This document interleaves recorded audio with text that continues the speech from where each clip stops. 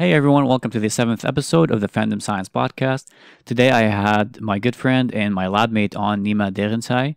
Nima is a PhD student here at York University and he studies the trajectories of Paralympic athletes.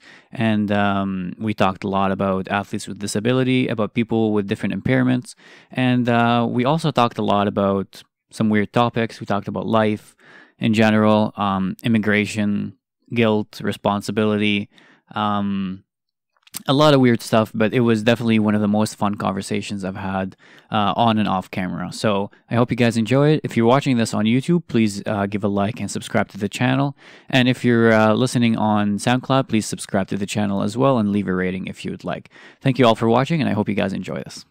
So how you doing, man? Yeah, good. Good? Yeah. Keeping busy. Yeah? At least pretending to. Yeah, I know you're pretending. Yeah. Well, perception is reality. So Precisely. if you look like you know what you're doing, people will think you know what you're doing. Yeah. And then I feel like I know what I'm doing. And you feel like yeah, exactly. At the end, nobody really knows. No. So we'll get to your work. What you do with we'll get to your work. Yeah, well, I have the last 2 minutes for that, so don't worry. Excellent. But before we get that, so I explained in the pre-intro, before the podcast started, on what kind of work you do in Parasport and all that. But before we get into that, tell me your thoughts on the World Cup so far. Oh, World Cup. You're taking me there. Yeah. It's been very exciting. I think maybe best World Cup I've seen. Yeah, you know what? I was actually, funny you say that. I was talking to my dad a couple of days ago about the unexpected turn of events and some of the teams that kind of came to places where they shouldn't have or wasn't expected to. Now, I remember 2014 and how Germany got sort of spanked. Germany spanked Brazil in the semifinals, and then you had Argentina come all the way to finals, which I don't think they really deserved to. And then I started wondering whether, was this really a one-off type of World Cup, or are we just biased because of the recency bias of... True. This is the most recent one, so we're like, wow, this is the World Cup. That's it. Never been the one which honestly, happens every tournament. Yeah. Every Euro, every World Cup's like, is this the worst ever? Is this the best ever? Yeah, exactly. Yeah. But I do have to admit that when you look at stats, I don't know who it was, but they were tweeting out stats about the most. So there was the most goals, 90 minutes or onwards, scored in the group stage in this World Cup compared to the entire World Cup history in 2016 or 2014. Oh, an entire World Cup. Yeah, so we already had I see what you mean. as many and game-ending goals, game-deciding goals. Yeah, in the what do you call it? Extra time. Yeah, an extra time in group to stages. To the other World Cup. So I mean that is exciting. When you're getting 90th minute goals, that's where the excitement is. But it has been crazy. Yeah, a lot of upsets, a lot of underdogs. Russia, I think, is ranked 100th in the world, something like that. And they made it pretty far. Yeah. Good for them. It's kind of common though, for hosts to make noise. I don't know why. I mean, South Africa, I think, was eliminated in group stages. What better to Well, But how much juice do you think the Russian team is on right now? Like I think 2 jugs of juice each? I think they're being fed a lot of horse meat. Yeah, horse meat. And if I was Putin, I'd definitely give them a Mercedes each for sure performance. And a $200,000 watch. Yeah. Too bad I'm not on the team. Putin is. They deserve it. He's satisfied. They but they actually did. Yeah, they play well as a team. Tactically, I don't know if I'd say it's the most exciting team to watch. Yeah. But they play their hearts out, man. Not a lot of finesse, but definitely good teamwork. I must say though, I was very disappointed by the Russian fans. Why? Dude, you couldn't if you didn't tell me that the World Cup was in Russia and I was watching the Russia game versus anybody really. You wouldn't know? I wouldn't have known it's a Russian country city we're playing in, because it's like they're not football fans, I guess. Yeah, I didn't notice that. My apologies to all my Russian friends, but I have a lot of Russian listeners, so please be careful. Yeah, I'm huge in Russia. Yeah. It's relative, we're speaking, right, to the other listeners you have? Yeah, so I have about 1 Russian listener right now compared to none. Other listeners. Yeah, compared to none here. You just lost that one too. Yeah. No, he doesn't watch. Yeah, sorry, buddy. But I never noticed that. But yeah, I guess you're right. I mean, compared to Brazil, when it was in Brazil Yeah. compared Or to you South even have Africa. some teams like, I don't know, like Mexico. Yeah. Even in Russia, they were taking out the stadium. Colombia was it Colombia against England? Yeah, it was just like, you would think that the game is being played somewhere near Colombia or in True. Colombia itself, and if you're not in anywhere close to England. So yeah, I mean, it is with the culture, I guess. Who do you have winning in the final? Ooh. Croatia and France. By the Who time do this I is want to uploaded, win, or who? well, how about we go with both? Who do you want to win? Who do you think will win? I always been an underdog. Like, I cheer for the underdogs. Oh, So- that's why you're a Man U fan, yeah. Oh, you take throwing the jabs there. Exposed on Yeah, camera, Yeah, well, on record. on record. That underdog team happens to win a lot of times. So Yeah, somehow miraculously. yeah, they Yeah. win though. What a So- great story every year. A Cinderella story. Yeah, eh? Cinderella story. Back to some of the irrelevant footballs Mhm. outside of Man United. Yeah, I want Croatia to win because they've never too. won it. They're a small country. I think it'll bring a lot of joy to the entire nation. I think it would be cool to see a parody like that, Mm. where a team like Croatia win. I mean, there's no parody in soccer, really, but yeah.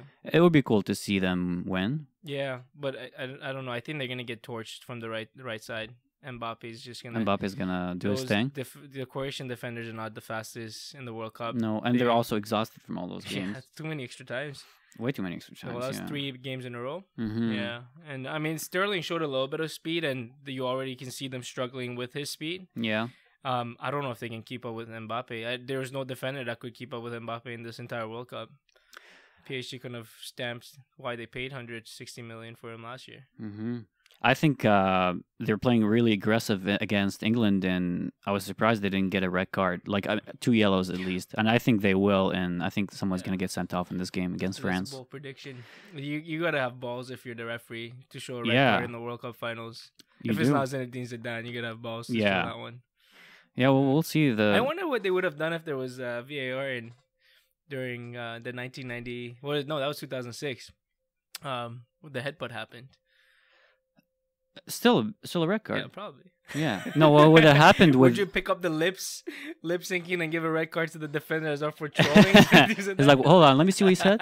Oh my god, he said what? You swear his mom? You don't bring the mother jokes in here. No, you're out.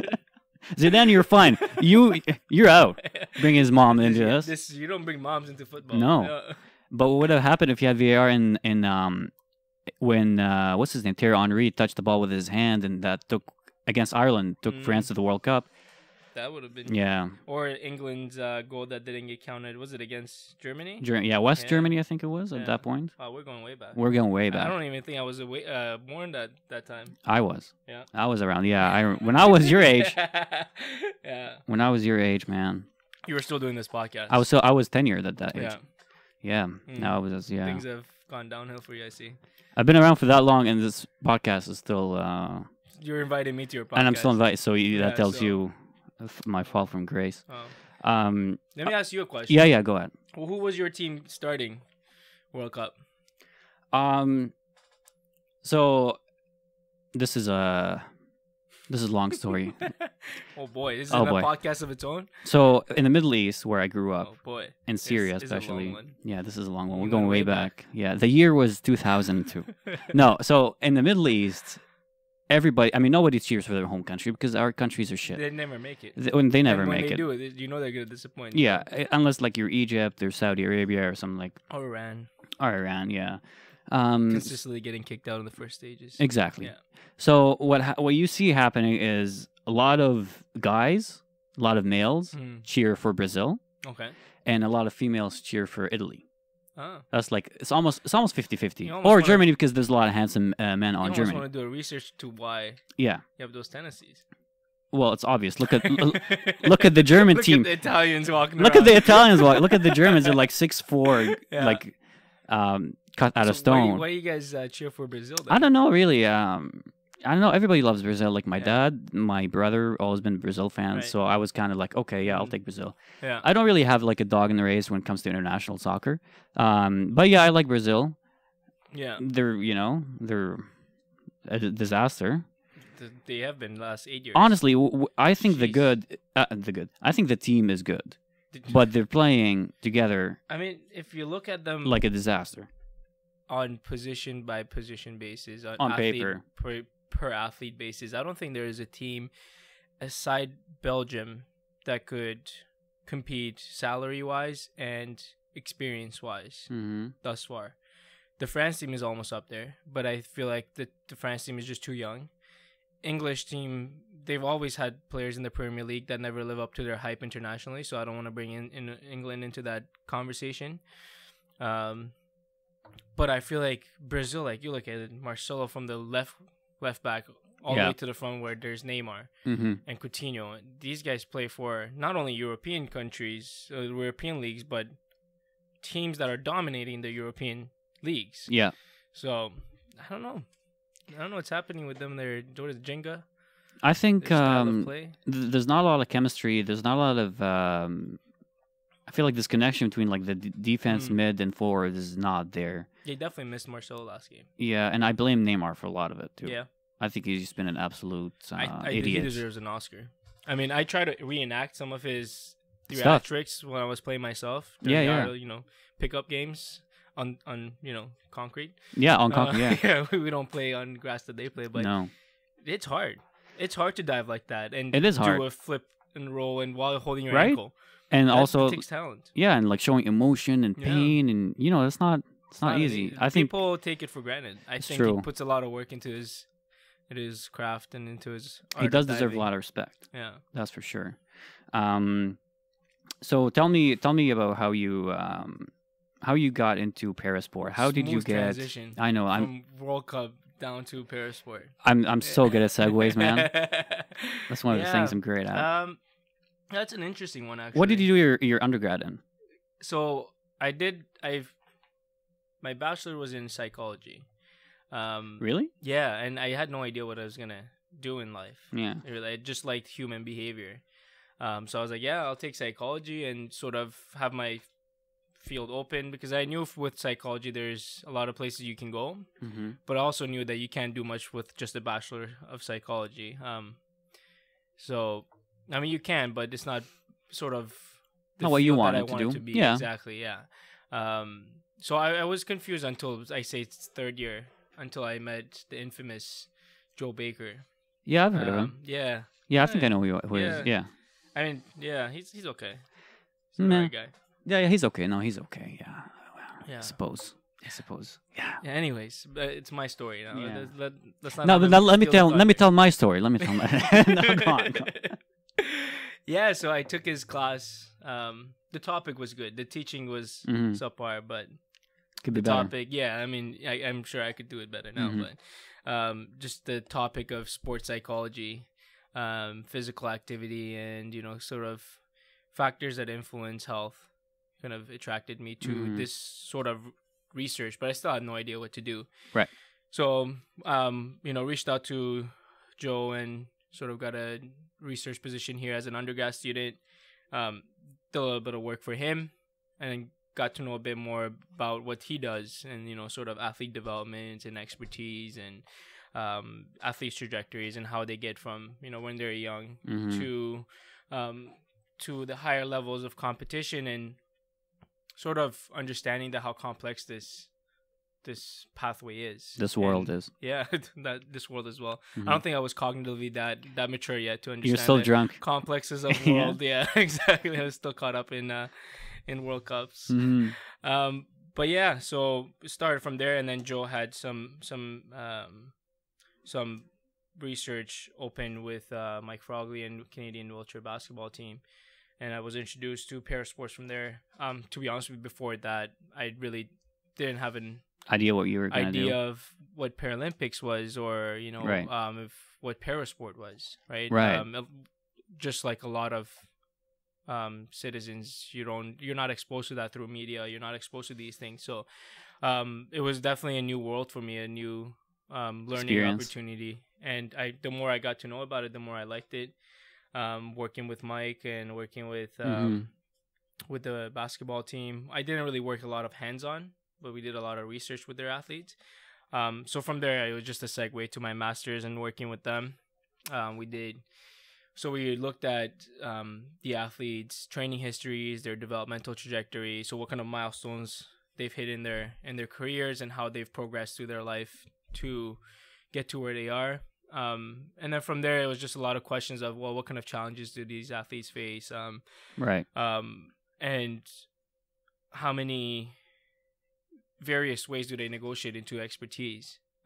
So those were a lot of questions that I was curious about, and I couldn't find answers to. So we decided, let's do a PhD and go big or go home. Right. Now I'm packing up my stuff and I'm going home. You're going home, yeah. Yeah, I'm right behind you. Shotgun. I'm calling There's a shotgun. spot on the front seat, man. Yeah, I'm calling shotgun on that ride home. Yeah, I mean, you're right about not knowing a lot about parasport. It's not really that, you don't see a lot televised. You don't see promoted all the time. And we work in the same lab, the exact same lab. And I still, and my supervisor works in parasport, and my former supervisor does too. And I still don't know a lot about it. What do you think are some of the common misconceptions or myths about athletes with disability or about parasport in general? Yeah. I mean, I think one of the main issues, and this is not my, really, I didn't come up with this idea. I was actually reading this through a US-based journalist who wrote something, opinion paper based on what just happened recently with the Pyeongchang and how much little awareness there was in United States media based on what their athletes were doing, how they were performing. And she was stressing the fact that we're not romanticizing. Are you ESL? Yeah. Me too. Yeah. English is like my English is so hard language. People don't get how hard English is. Especially when you start speaking Farsi and then you move to Turkish. They don't understand it, man. English is like, what the hell is this? You're throwing like Farsi words here and there between English words. And I should just see people's reaction. They pretend like they know what I'm talking about, but they're just being polite. It's Canadian way. They're just like nodding your head. When you're angry, do you start shouting in Turkish or Farsi? I do have Farsi swear words. Like it's the same one, but it's like a batch of swear words that kind of continue. Like it's like a train of swear words. Once you start, you can't stop. Yeah, probably any Farsi speaking person, if they're around and they look at it like, what the hell is he saying? Because it just doesn't make sense. But it's just like me throwing a lot of swear words. But you're just managing your anger. Yeah. Yeah, true. At least I'm not like physically hurting an object or a person, right? It's just verbal. Right?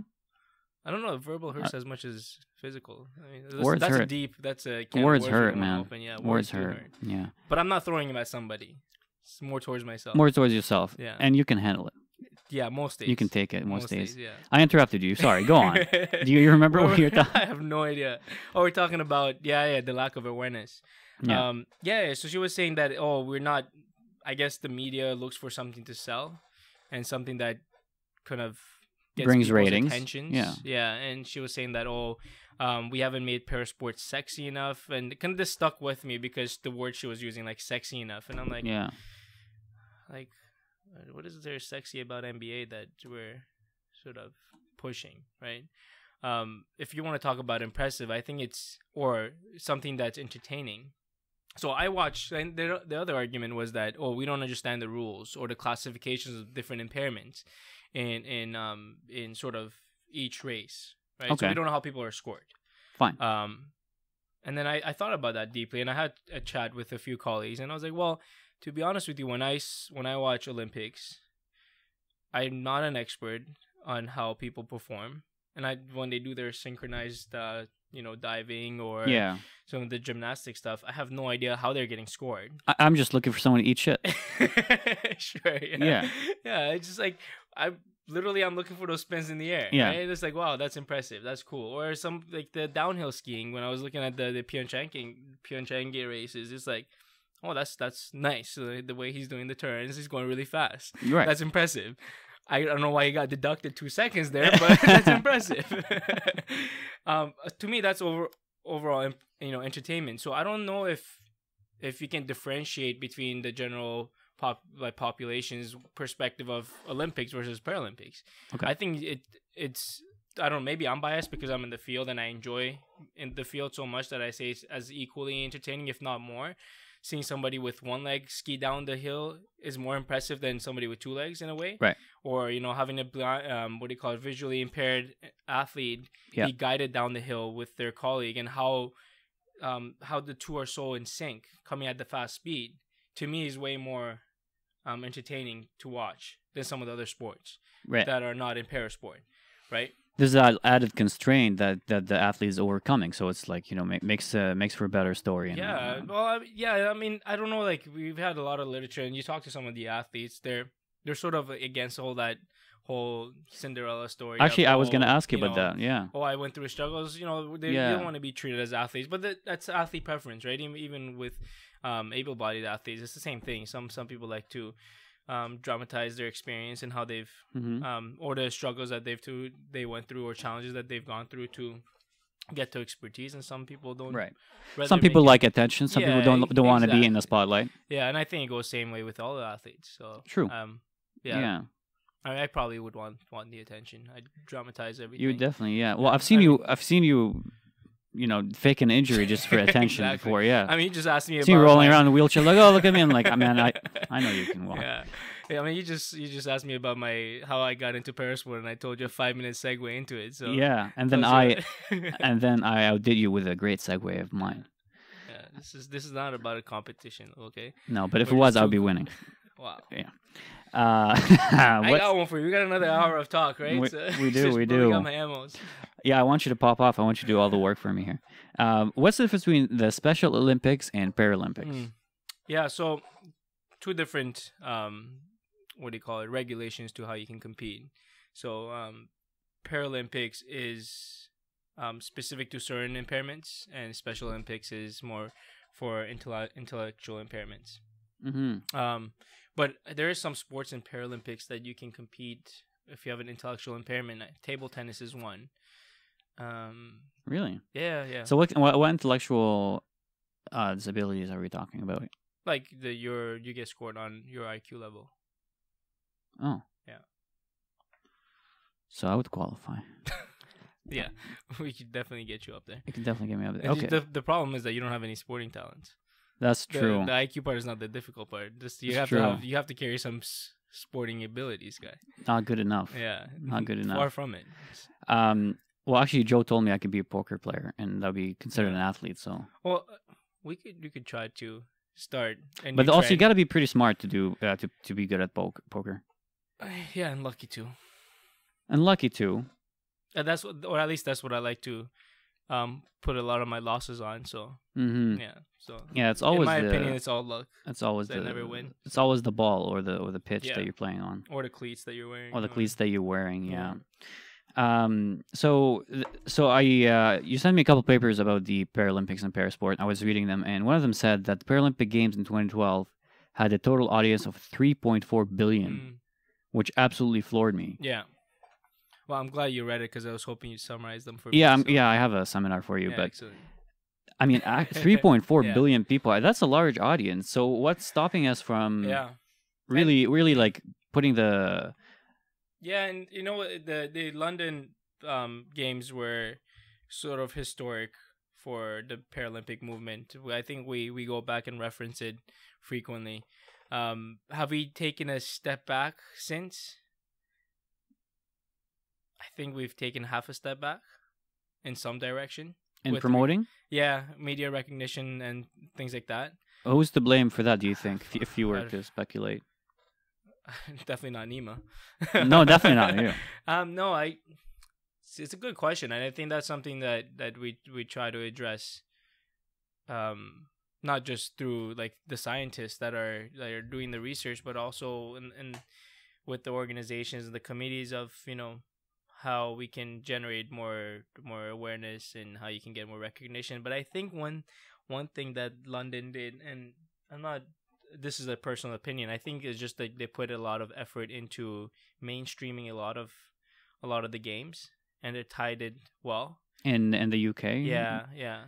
And I think they had a good effort in selling the tickets and advertising the games and having that awareness that people knew that it's happening, and they knew where to buy the tickets and when the games are on. So I'll give you an example. I was in Australia during the Pyeongchang games, and you could only watch a summary highlight of the games at either 8 in the morning, or is it 8 in the morning or 8 at night? They had 2 segments of 1 hour in the morning and in the evening where they would summarize the Paralympic games. Okay. Meanwhile, the Olympics were on the entire day. You could stream it online. You could watch it on TV. I think it was Channel 4. And then when you try to access any other media streams online to try to obtain information or even clip bits off Twitter or things like that,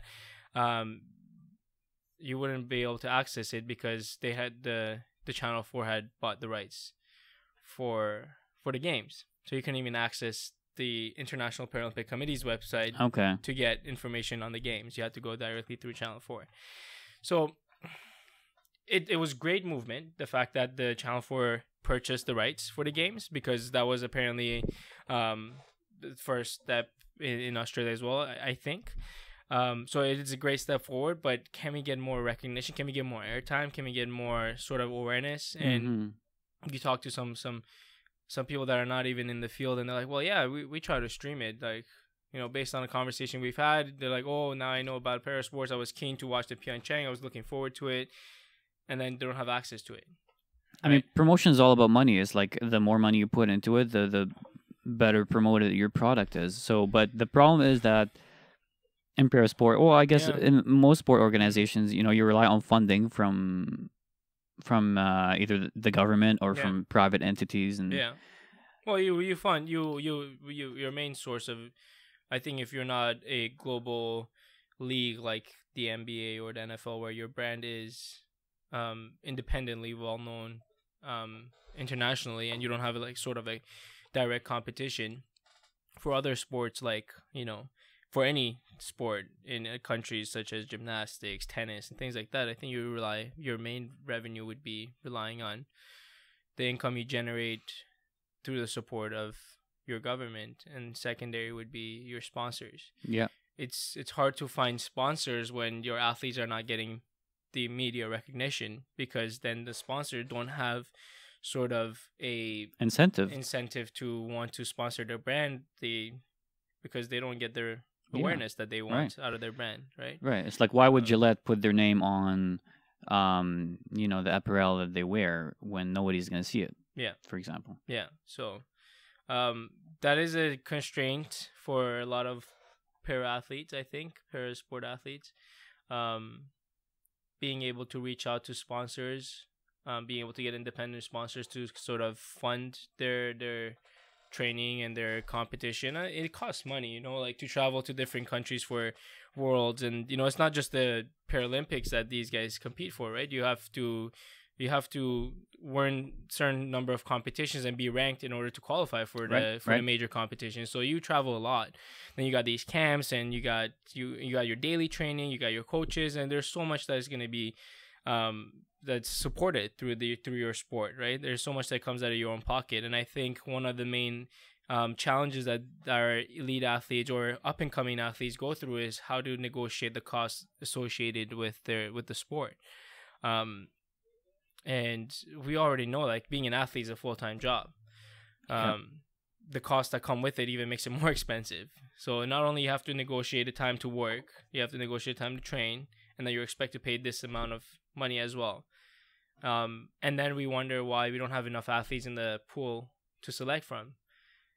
And most programs only fund you if you're a potentially good athlete or already a good athlete. So it's either you're on the podium, so you've won a medal, you get funded, or you have the potential to be on the podium. In the next 4 years, you have the potential to be podium. So the argument becomes of, if you've already got to that point where you have the potential to be on the podium in the next 4 years, you've had to deal with a lot of blows and a lot of forget about all the other challenges, but just financial challenges. You've had to deal with a lot of financial constraints if you're not supported financially. And you had to negotiate whether it be support from family members or sponsors. You had to reach out. You had to advertise yourself as an athlete. You had to advertise that you can get to the level that you can sort of advertise the brand Yeah. in order to get sponsors. So, it definitely is a main issue for a lot of athletes. It does seem like a chicken and egg type of thing in many ways, right? It's like, get sponsors. Oh, but there's no coverage. Well, get coverage. Oh, well, there's no sponsors. And it's, it's like, well, the sport funds you. Well, it's like after you've already won a medal. Yeah. It's great. I'm not saying you should stop funding our medal-winning athletes. But and to the defense of the sports, it's like, how do you predict whether someone's going to be a medal-winning athlete, right? To support them before they have the potential. Right. And there's so much funding that you're going to get as a sport as well. So you look at the athlete side, it's like, well, yeah, this is not fair. There's so much difficulty you have to go through in order to get to that point where you have the chance to compete. But then you look at the sports and, sort of the makeup of the sport and how much funding they get for their whole entire structure. And you're like, well, how are you going to support a lot of athletes in the pathway without a guarantee that they're going to be in the podium race? Right. Right. So, and what about the athletes that never end up on the podium, but still need money to live and also support for their post-athletic career, right? I mean, they're not going to be athletes forever. I think that's a massive issue that we deal with in all sports, para, able-bodied, 100%, NFL, NHL, 100%, all the leagues. I don't think we give 2 cents about what athletes do after they retire. There's been programs. I think Canada has a program. I know UK implemented a program in 2007, and Australia had a program. I'm not sure if it's still running. It should be. It was a successful program when they started it. But so it's like when you're an athlete transition out of sport, they have this sort of a retirement phase where you have the opportunity. In UK, I know their program works in a way that they have a 1-year intensive program where they take you through a coaching program and you can become a coach in your main sport that you were an athlete in. Those are main athletes that were well known in the program that are retiring, right? That make a noise, that say, okay, he's retiring or she's retiring. Okay, do you want to go into this program? Let's make sure we do something for you to transition out. But I mean, there's a lot of athletes that slip under the radar that we lose track of, that we can't support, and that forms the 99% of the athletes. Yeah, I mean, I don't want to put a number on it, but yeah, a lot of. Oh, I mean, yeah, because you think about like, it's how many athletes when they retire we make a big fuss about it. Yeah, it's the best ones. Well, so the elite of the elite. Well, what's the elite of the elite? Yeah, it's the top. I don't know. And I think it, to a degree, the community of parasport is good in the sense of it hasn't been as big as some things like you compare to, like, I don't know, NBA or something, where you have a lot of athletes retiring every year. Maybe it's not a good comparison to make between the NBA, which is a professional league, and some of these individual sports that you compete in. But in a sense, the community, I think, is a bit smaller, so you do get recognized when someone is stepping down from their sport. But yeah, there's a lot that probably fall through the crack. Yeah, I'm not exactly sure about the numbers, but and I reckon, like, when you look at NBA or things like that, the 1% that do get noticed when they retire, that's the 1% that they don't need the attention when they retire. Yeah, exactly. It's like the Kobe's and the LeBrons, where they're financially already off. Yeah. Before they even retire, like LeBron just moved to LA for the sake of his retirement, and he's already planning income post NBA. So, our former lab mate surgeon he does work. Surgeon? Who's surgeon? He's some dude. Yeah, don't worry about him. Important. But yeah, it's not important. But he Dr. Lemez. Doctor, yeah, living in Cali. Yeah, flexing on people. He I think he he had a block called The Forgotten NBA, right? Yeah. And I remember, was it just NBA or he did all major sports? I don't remember. I think it was NBA, but I'm not too sure. But I remember he told me once, like, NBA players reach out to him sometimes and they're like, "Hey man, thanks for like recognizing us. Like, we retired. Like, we came into the league, we played a little bit, and we left, and nobody gave a crap about us, and still nobody gives a crap about us. And it's not in terms of attention. Like, oh, I'm not getting attention. It's like, how am I doing as a person? You know what I mean? Like, do I have a program that supports me after I leave? Yeah. It's like, we don't know. We don't have that. Yeah. I think I was talking to surgeon, and I'm gonna paraphrase him because I don't know exact numbers, so I'm gonna make these up on the spot and say that surgeon said these. No fact checking on this podcast. Yeah, it's definitely not allowed. not. Yeah, you don't have the guy in the back just on the No, my computer. producer never shows up. So Yeah, just like the makeup artist. yeah, it's that like didn't makeup show up artist. today. Yeah, she'll be here after we're done. Yeah, very effective. Mhm. But yeah, so there's a high percentage. I don't want to say numbers, but it was like, I don't know, between 70 to 90% for each league and like major leagues. So I think it was NFL and NBA we were talking about of the bankruptcy rates. Yeah, I think it's like 80. Yeah, 5 years after you retired, they've checked, and there's a lot of people that go bankrupt, and you wonder, well, how much of that is the onus is on the league to support? How much is that individual responsibility? But even individual, like you gotta teach them, right? Because all they know is football. They grew up playing football. They went to college, pursuing that one dream. But it's not. That's the argument, right? So when you sign a contract and you become an employee of the National Basketball Association, is there their responsibility to sort of have these educational courses, make it mandatory, or is it sort of like in whether you want to go or you go, or how you just offer it? Is it a responsibility of the association that has hired you to sort of be an employee, or is it your personal sort of responsibility to know where your money goes? Okay. Right. Now, I don't know. There's some work fields, some companies that do a lot of retirement plans for you that deal with your pension plans and things like that. So they have a degree to where they have a say in where your retirement. Well, not a say, but they have a night. At least systematically, they care about your retirement. Not sure whether they invest in it, like personally, but true. Now, when we talk about like personal responsibility of the athlete to take care of themselves after retirement, I mean, I'm not advocating for the NBA to like hold their hand or whatever league you name it to hold their hand and take care of them for the rest of their lives. No, it's like educate the athletes on how to be responsible, right, and then let them go, and then at least they have the skill set. See, I don't disagree with you. I'm not saying that and I'm not saying they should hold their hands, or I'm not saying that you're saying that, but don't put words in my mouth. Yeah, I'm trying to. And I'm just playing devil's advocate for most of this, sake of this argument. But my favorite advocate.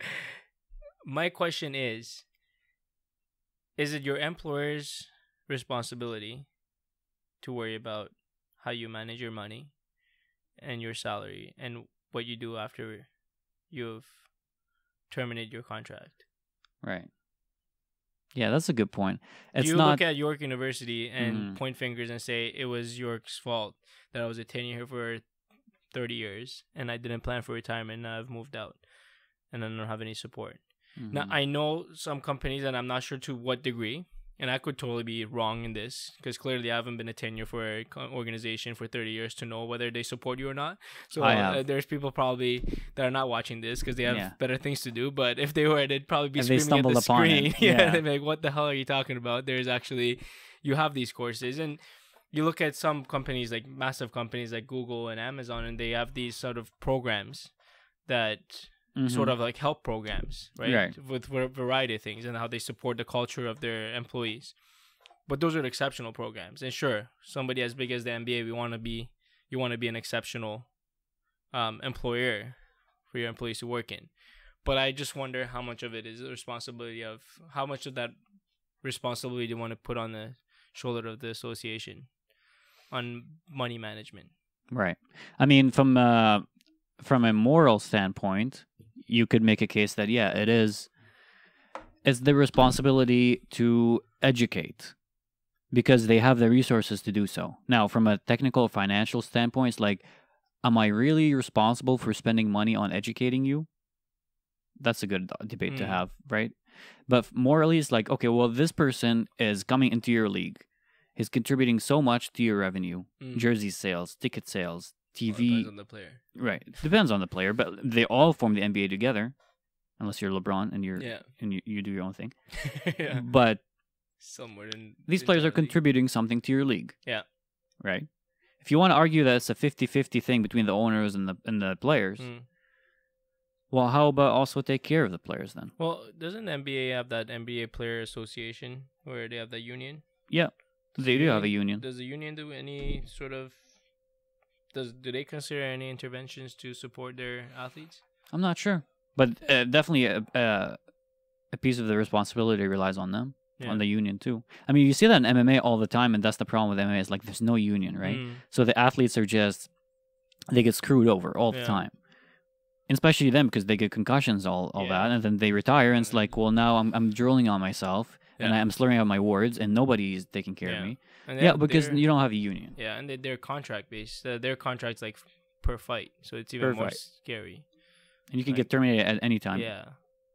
So, yeah, I don't know how we got down. Yeah, that, I was just gonna say we were talking about retirement of parasport athletes, and now we're talking about educating NBA players. And now we're making policy changes in NBA. And if someone like knows what anything about that is like, look at those idiots. We have no idea what we're talking about. No, we're just speculating. So, that's the fun of it. Exactly. When you don't know what you're talking about, you can talk about whatever you want. Again, when perception. you're wrong, I mean, before I started this podcast, I admitted to being wrong to everything I'm saying. So, perception is reality. Yeah. Oh, my reality. Yeah. Now, okay, let's go back to parasports. Now, are we going into theory of relativity and talking about Einstein? Because I can BS about that all day because I don't know anything about it. About relativity? Oh, I know everything about it. Yeah. I know a lot about relativity and I have PhD in physics before. Yeah. Back in your time, you had back in PhD my time, in physics before you were born. Yeah. What do you think are the biggest challenges that athletes with disability face? And I'm not talking about physical. Yeah, because I mean, there's a wide range of impairments to start with. You have the visually impaired, and you got like physical limitations could be one of them. But yeah, it's not for every athlete that has to negotiate through those limitations or challenges. But what is one thing? Not necessarily one thing. How about one of the biggest challenges? Athletes or just individuals with impairment? You gotta make the question harder, huh? Okay, let's. Well, athletes face different constraints, right? Because they're pursuing a different endeavor than just individuals who are pursuing other things. Yeah. I mean, for an individual with an impairment, you got certain challenges that, based on the sociocultural makeup of our society, you have to negotiate through. One doesn't have to be a genius to really take a look around and say that when we constructed our buildings or infrastructures, we didn't consider all abilities. We started doing makeup on infrastructure afterwards to make up for what we've done. But it's just to sort of meet the policy's ends, right? Just to keep people happy and keep them at bay, right? Like we genuine want to say investment. we tried, and we're talking about developed countries here. Yeah. Right. All the things we're talking about is countries that are developed enough to, shift their attention into some of these sociocultural questions. Unfortunately, if you're an individual with any sort of impairment, whether it be psychological or physical, I think you're gonna have a much tougher time in developing countries than here. I don't know. I'm just my personal assumption. Mm-hmm. But I don't think we've done a good job of addressing infrastructure issues as much as we should. Yeah. I mean, when you walk into a new building, there's a lot of things that I do appreciate. Like I was at my buddy's condo and just recently built last year, and so a lot of things are way more accessible in a sense of there's very limited steps, right? Everything is sort of ramp or inclined. All the buttons are belt high or lower, so it's like everyone can access it, right? There is there's signs for the visually impaired, so there's speakers for sort of what do you call it, auditory responses and things like that. So it was a very well structured building, considering a lot of limitations that other buildings have in the previous that I would walk through and I would realize. Now, I don't know if all new buildings is that a mandatory code. I know we had like the Ontario Disability Act that came in that sort of there was guidelines of how many the expectations of each facility that was sort of community based had to reach. I don't know how well that's being implemented. I don't know if we have officers that examine that or go through facilities and do sort of a check mark and say, hey, Correct. you got to change this by next year or you're going to get a ticket. I don't know if that's policed or not. It'd be cool if it was. But so like seeing that new building, I was like, this is awesome. Yeah. You know, and my friend is not really well informed in the impairment world. Like that's not his field. So he was like, I don't know why they put the switches so low. It's like, well, these are the accessibility sort of. I didn't know that. Yeah. Even I didn't know that was the purpose behind it. Yeah. So okay. So aside from, I think so. At least that's what I told myself to make myself feel good. it's working. Yeah. I see you're booming with right? confidence right It's now. reality, I love right? it. It's my reality. Like I see, we're making changes in Canada. First building to go up, accessible. You took credit for the whole building and the whole. Yeah, I know the management's gonna call me to do advertising for them soon. I know. All excessive, all inclusive. Putting your face on the building. Yeah. So aside from So those are government infrastructure limitations. I sorry to cut you off. I didn't sorry. answer your question. But that's like every individual that faces these sociocultural sort True. of built, or even perceptions of people or limitation of knowledge of people and how they sort of communicate with individuals with impairment. You know, it's like if you haven't been exposed, then you might not know how to converse with somebody that has a certain type of impairment, right?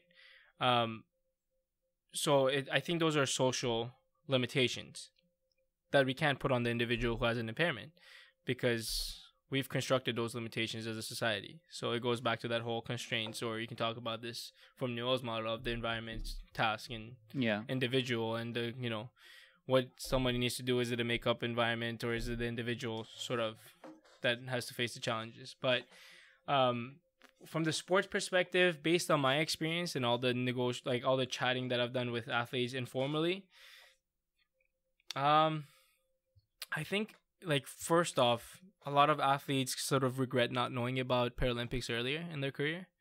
That was an interesting thing when we talk about it. Like, I just wish I knew earlier. Do you think they're not encouraged enough to take up sports when? No, it's just not knowing that Paralympics exists. Yeah. Some of them don't know that their impairment sort of qualifies for Paralympics. So they might have a very minor impairment. So there might be a higher classification in a certain sport, but they are still eligible to compete. They didn't know about it. Some athletes just didn't know that the sport exists. Like, they can compete in sports, right? So it's the lack of knowledge that sports exist for them. True. So there's nothing to pursue, right, for them? So that was the main regret they had of why they started at the age they did. Like, I wish I knew earlier in my life. Well, I would have started earlier. Yeah. That I think is changing with the new cohort of athletes coming in now, I think, because we are getting better awareness. Paralympics is not where it was 10 years ago, and it's not where it was 20 years ago. You know, so Paralympics is definitely growing.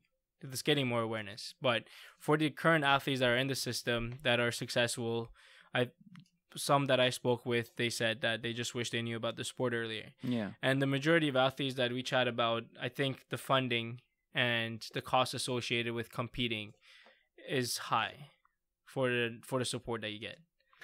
Especially when people talk about the cost of being an athlete, the first thing that comes to my mind is, first of all, equipment, obviously, but also nutrition. Mm-hmm. You know, eating healthy and for an athlete, that's really expensive, man. Oh yeah, yeah. And things are not getting cheaper. And then that's vital for your performance too. Yeah, absolutely.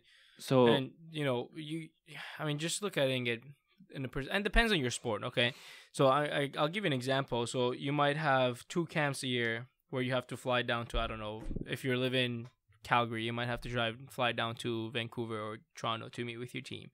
So you got the hotel, you got that flight, you got the camp itself, and you got the cost of transportation.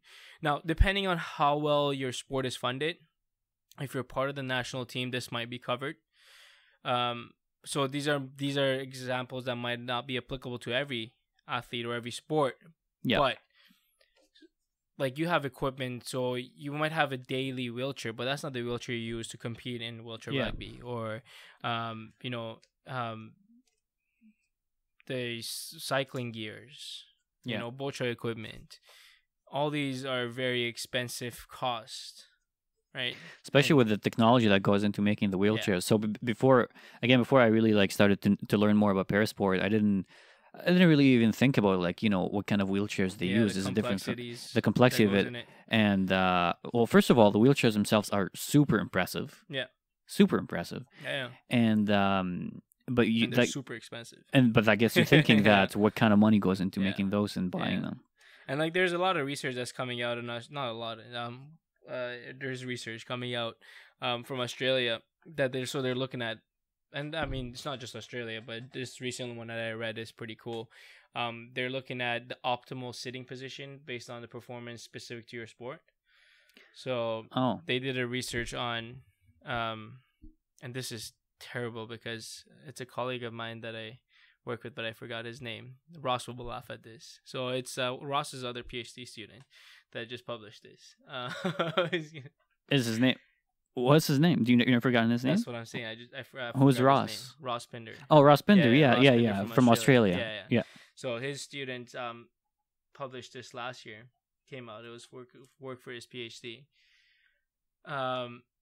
And so they look at different seating positions, how well somebody performs. So they did both wheelchair rugby, and so how well does he maneuver, how fast he gets from point A to point B, in different seating positions, and they sort of find a suitable seating position for you, which impacts your performance ultimately. That's right? really cool. Yeah, and there's some athletes that have sat in their seating positions since they started. They Yeah. don't know any better. Like Yeah, they don't yeah. know something might work better for them. Yeah. That's the position they know, and they put them in different positions. Like, holy shit.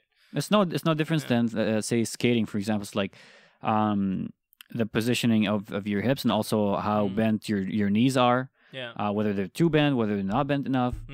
Yeah. Similar, right? Yeah. That definitely makes a. No idea about skating, so I'm just gonna nod my head. Yeah. Yeah. No, exactly, you similar. definitely. Yeah. Yeah. Oh, because I'm the renowned hockey player who's. I don't know. You just came out talking about it like you knew I still all the need details about it. I still hang on to the sides of the rink when I. At least you go on the rink. At least I go on. I there. avoid it. Yeah. Yeah. Really? Oh yeah. Yeah. I You don't tried skate? skating twice. Once when I was in grade 6. I just came here. I literally was probably just got off the airplane. Went to elementary school. Like, hey, we're gonna give you these new Good goddamn things that you've never tried on your life. These shoes with knives. Yeah, and go out there. and then you're gonna go on ice. I know you've never seen ice before, but we're just gonna toss you up there anyway. Yeah. This is what cold water looks like. So be careful when you're on it. It was the weirdest thing I've experienced in my life as a kid in grade 6. I came home half excited, half like shocked of what I just did because I mean I knew about skating and I knew about ice and snow, but in Iran you don't think about skating. But one thing that saved me that time was I used to rollerblade a lot when I was in Turkey. So oh really? Yeah, so I rollerbladed for the 2 years before we came to Canada, and then they just threw that me would on the help. skate. So I was like, this is fine, this is the same, until I started going a bit faster, and I was like, how do you stop? Right. Oh, well, I still don't know how you stop on rollerblades. How do you stop Well, on stop rollerblades? on rollerblades. You lift. They have a. You brake. lift it up like this Yeah, vertically? One of your shoes, at least one of them, usually has your left, or I don't know. One of them has a brake where you roll with the other one, you brake the other one, and you just slow I've down. never rollerbladed. Yeah, so, I mean that's one way. The other one's like you zigzag. If you could become an expert, don't look at me about for that one. Yeah. Advice on that one. Are you a figure rollerblader? Absolutely not. Yeah. Yeah. But that's where the dichotomy was between rollerblading and being on ice. And yeah, I found out that the boards on the side are really made out of wood, and they don't feel good when you Now slide into them. let me ask you this from one immigrant to another. Yeah. You came here in grade 6, right? Yeah. Now, were you happy that you moved here? I think I was too young to understand what was happening. Yeah. It took me a while to kind of wrap my head around that we're not going back. One, but two, I was used to moving. Yeah. We moved like 2-3 times when I was in Tehran in Iran, and then we moved to Turkey for 2 years. We were there, so like when we moved to Canada, I think it was my 6th, 7th move already. Yeah. My 3rd language already. So, and I think one thing that was really saved me was that I'm a social person. Mm-hmm. So it didn't take me long to warm up to an environment, or I would have struggled really hard growing up because we tended to move from one place to the other. You moved a lot as a kid. Why? Was it your dad's work? Yeah. Yeah, it was my dad's work. That got us moving when we were in Iran. What did your dad do at the time? He didn't start where he finished up. He started from the bottom, but now he's here. Yeah. No, so he was an electrical engineer back home. First we were in Tehran, but he got a really nice gig at another city close to Tehran for a, what do you call it, building a factory that used to manufacture tiles. So he did a lot of startup for buildings. So he ran the electrical lines there and sort of produced that for 2 years. And then once that production is done, you move to the next project. So so it's constant likely work. it's not going to be in the same city because these are massive factories Yeah. that don't go one beside one another. So we moved back to Tehran, and then he built up a contract there.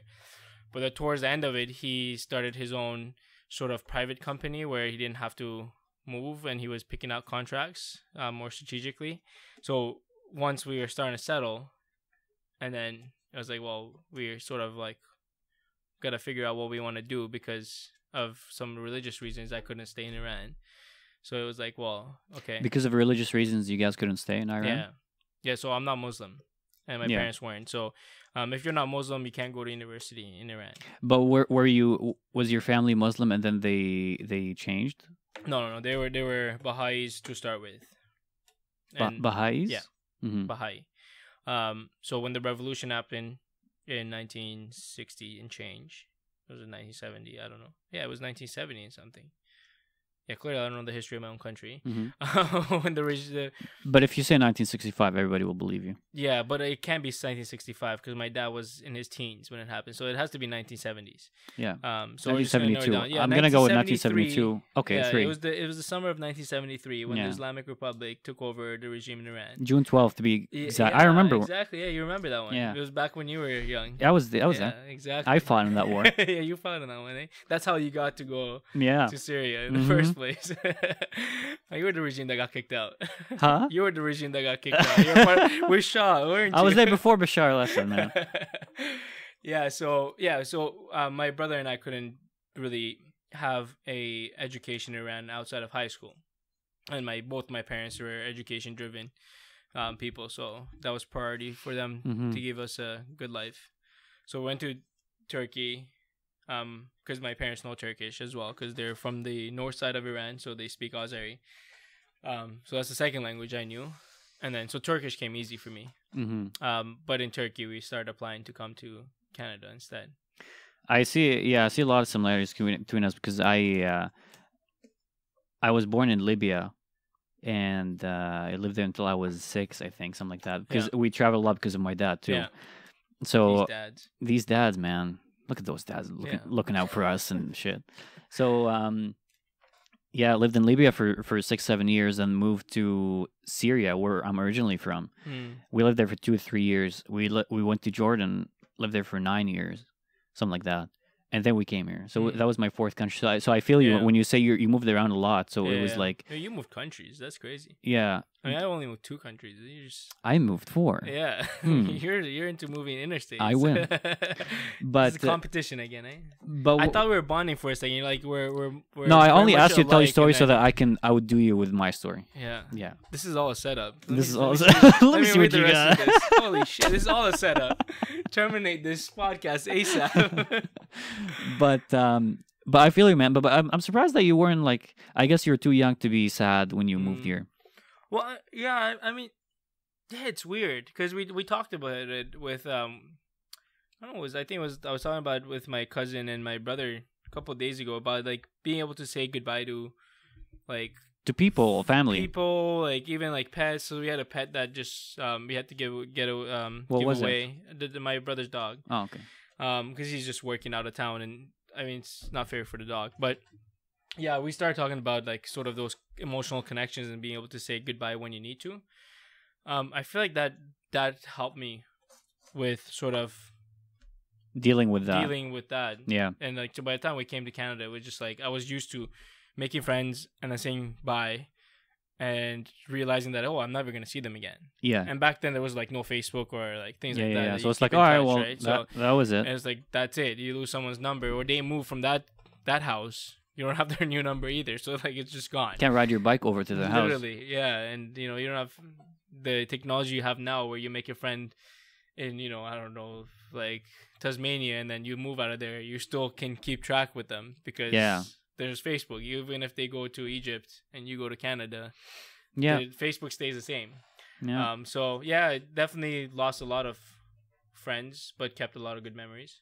Yeah. So here we are. Now when you, because I feel like I deal with this a lot, but now when you form friends, do you think like, oh, like, okay, this guy is now my friend, but I know eventually, I'm gonna say goodbye. Yeah.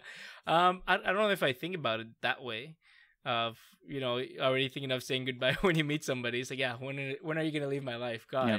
Like, all right, that's not every friendship I have is like yours. Where right. I'm already trying to terminate. I'm a backstabber. Is that what you're saying? No, I'm saying I was already thinking when this is gonna end. No, that's not what I'm saying. I'm saying it crosses my mind because like I formed so many friendships and then had to move, and formed so many friendships and had to move and start from zero. Like, yeah, and like you form friends. Trust issues, I have some trust issues. Like you form a nice group, like I'm finally like incorporating myself into this community that I'm in now. Yeah. And the next you know, I'm moving somewhere. Yeah. And so now when I have friends, it's like I'm like, man, I wish that doesn't happen again because it's like crosses my mind, but I'm trying to avoid it. I think it's different now though with this day and age where you have Facebook and you have sort of can keep a consistent number, and accessing different countries and cities are way more convenient. Yeah, you're right. And traveling is cheaper, and you're right. I think friendships that you build now, I don't think about it that way. And like I don't know, like you get so busy when you get older that you barely see people to start with. That's true. Right? So it's like literally the form of communication has become, hey, if you need something, give me a call. Hey, you're alive. How you doing? Yeah, that's true. Congratulations on the kid. True. Congrats on your wedding. It's like things are moving at such a rapid, fast pace that it's kind of scary.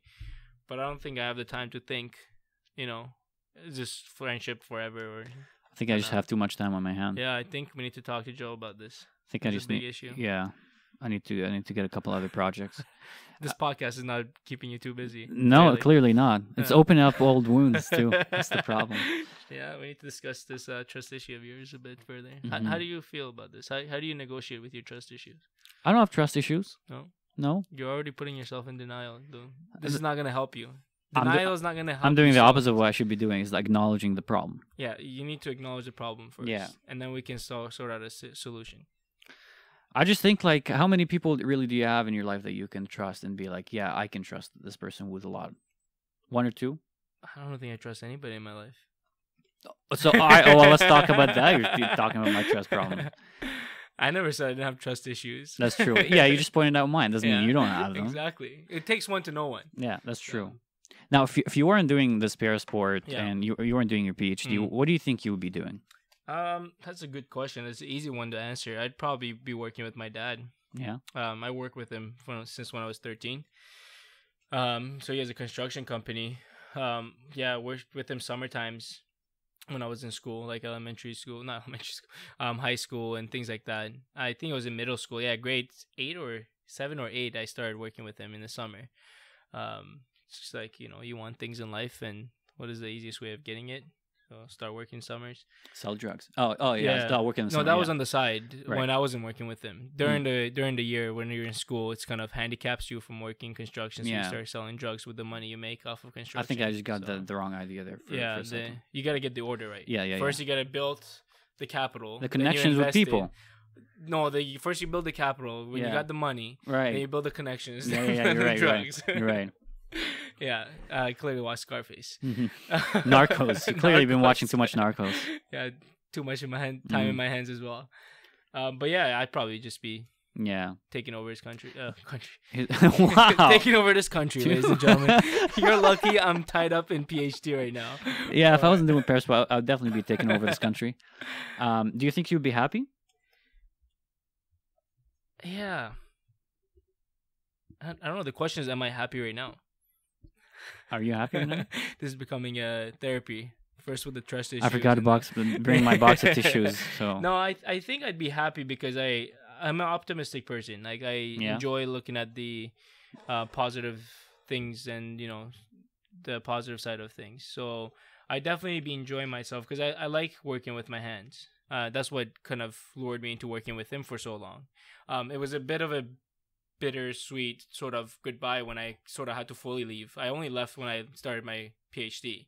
Even during my master's, I'd help him out, and whenever I could, sort of like working with him was like a break from this. And even now, like when I need a break from research, I do something around the house. I start a project, or I build something. It's just for me to get away.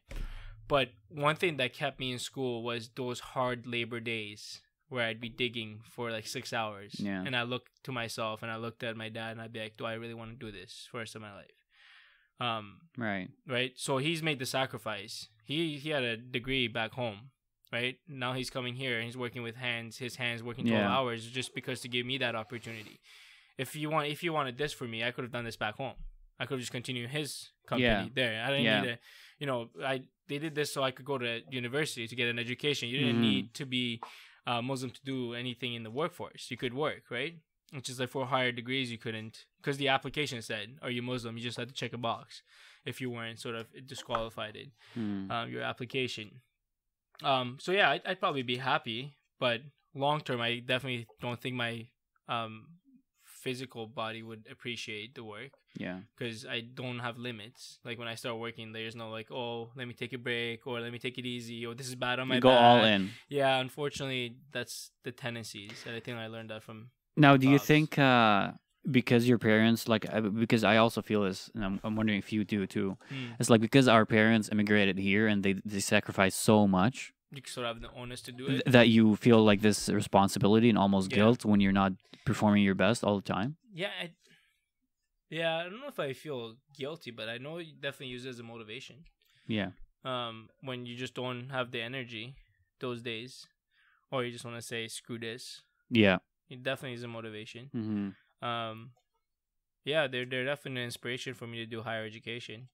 And to be honest with you, without them, I wouldn't be here. Mm-hmm. They've supported me tremendously throughout the and because your mom gave birth to you, so well, that too. Yeah, you're going way back. Yeah, I'm throwing back here. Yeah. You know what makes me feel guilty all the time is because the war that's gone in Syria, and my parents did their best to get us out of Syria. Yeah, because they knew they got us out of Syria. By the way, 10 years or 11 years before the war started. Smart man. And they knew, like they saw that. Yeah. Saw the beef cooking. They saw the beef cooking, and they're like, "I'm not interested in this. I'm not interested in this meal, in this stew." So, and I always think like, man, if it wasn't for them, and like, maybe I'll be dead. Who knows? Or at least I wouldn't be able to like travel safely to my university. I would be living in a war-torn country. Yeah. So there's always that responsibility. It's like, when you're not performing. Yeah, and definitely your heart goes out to the people that are. Suffering and are dealing with these. Yeah, exactly. I also feel like a responsibility to them. It's absolutely. I mean, I see a lot of people back home, like, you touch base. It's not like you get disconnected once you're here, right? Yeah. And you see sort of so they have these sanctions in Iran. And what's frustrating is that this is going way off topic, but it's just like the political gains that these nations play with one another is only hurting the people within the nations. And no one else. It's just the people. So they pay the price. That's the heavy part of it, right? You're looking at the sanctions in Iran and how everything's so expensive and like people can barely afford the chicken to put on their dinner tables and the rice is ridiculously expensive. A loaf of bread is, way out of proportion for its cost. So you're like, damn, that sucks. Yeah. Right? And then you sort of, in those senses, you feel helpless because like what can you do as a person? What can you do as an individual? When you're dealing with something such big magnitude, and your heart goes out to the people. Absolutely. I know we're running out of time, so let me finish up with two questions here. Yeah. I know you got to go to lunch. You got a lunch date. Busy man. Yeah, very busy man.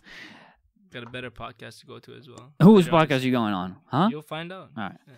So I haven't decided yet. Individually, aside from governments and everything, what can I do as an individual to incorporate, maybe incorporate is the wrong word, but like to give people with impairments and disabilities the easiest life they can have? Or I don't know how to phrase it, but like me as an individual, what can I do to contribute to people with impairment being incorporated well in society, just like people with able bodies? I think the main thing is that we're just all human beings, right? But with people with impairments, it's a difficult one to answer because it's so wide range of complexities and so many different challenges that we all go through. And the network systems are. But in sport, I just say reaching out to a lot of more people to be able to get people to participate in sports. I think we've seen that sports can have a tremendous benefit with respect to people's well-beings, and this is everyone that we know of. The majority of people that participate in sports, their overall quality of life increases, right? And it enhances their life. So I think trying to develop more opportunities for sport participation for all, making it more inclusive, and just bringing more awareness that sport opportunities do exist. So if you as a person want to make that change, you can easily try to look for communities around you that have these inclusive sport opportunities, either volunteer as a person or start, reaching out to people that that may have impairments that could benefit from sport participation. Now, am I being biased by saying sport participation is good for all? Probably, because I'm in the field, so I definitely am being biased. Yeah. But it's worth a try for anybody. Like, it's made my life better, sports. Yeah. With studies, we've seen that for most people it's beneficial. Whether you have an impairment or not, it doesn't really matter for all. So I think at a personal level, at a community level, is one, we're all human beings. So I don't think we need to really differentiate what can I do for this person differently than this person. No, I think the main thing is treat everyone equally. And then it's like, well, how can we make someone's life better? It's like, well, if you have opportunity to volunteer, if you have too much time on your hand and you're thinking of too many philosophical questions, then, volunteer at a local place or try to bring awareness about the sport opportunities. Yeah. Things like that. Well, you answered my follow-up question already, but cool. I think that's a great message. Yeah. Like, if you know someone with an impairment, with disability, encourage them to pursue sport. Look around, see if there's a center around you that has an opportunity. Yeah, absolutely. Sport does make everything better. Well, yeah, I mean, there's a trend of things that are directly and indirectly that impact someone's participation in sports, right? It's the social aspect of it, where you get to meet other people that maybe facing similar challenges as you, and they might have negotiated through some challenges and give you tips on how you can give you guidance, negotiate through those. Then there's that part of camaraderie and like meeting one another once every week or twice a week, and that mentality of having that social network, and it increases your confidence. It gives you that motivation to, that you can complete a task, or you can do this, you can do that. If you're on wheels, if you have a wheelchair, it might give you that sense of better mobility in your wheelchair. If you acquire a new skill, it gives you a sense of accomplishment. There's so many different levels of benefits that sports can give one person. So I definitely, from my experience and from what I've seen in the literature, sports does less harm than it does benefits most times. Yeah, absolutely. I think this was a lot of fun, man. Yeah. I don't know if there's anything we didn't talk about, from life to sport to parasport to politics to immigration, to trust issues. I think this was, if you want to give an example of how you can go on different tangents in 1 hour, watch two guys with ADD grind the 1 hour out. Yeah. If you want to watch 1 hour of different topics but getting no information out of anything, then this was the podcast for you. If you want to waste your time, you got an hour to kill. Yeah. This is it. This is it, man. Yeah, thanks again for doing that, man. I really appreciate it, and no problem. Let's definitely do that again soon. Podcast again and going on more tangents. Tomorrow? I got another lunch date tomorrow. Okay, well, you said any time, so I thought maybe you wanted, but all right. Well, that was your only chance. So you have literally one friend. So if you do it the next day, then I'd be free. Oh, that's true. Yeah, I'm watching the World Cup alone too. Yeah. So that's how many friends I have. So. And that explains a lot of your trust issues. Yeah, it does. All right. Talk to you soon, man. Yeah.